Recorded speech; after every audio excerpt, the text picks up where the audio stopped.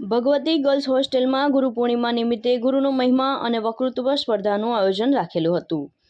તેમાં મારા આમંત્રણને માન આપીને પધારેલ શ્રી વીરાભાઈ કાગ ગઢવી, સર્વ પૂર્વ સ્ટેન્ડિંગ કમિટીના ચેરમેન શ્રી ધીરુભાઈ ધામલિયા, પૂર્વ યુવા મોરચાના પ્રમુખ અને પ્રદેશ નેતા શ્રી કુલદીપસિંહ ચુડાસમા અને હોસ્ટેલના સંચાલક શ્રી પ્રતાપભાઈ ગઢવી અને તેના પિતા શ્રી મુડુભાઈ ગઢવી આમંત્રિત મહેમાનોને દ્વારા દીપ પ્રાગટ્ય કરી અને કાર્યક્રમની શરૂઆત કરેલ અને આમંત્રિત મહેમાનોનું પ્રતાપભાઈ ગઢવીએ સન્માન કરેલ।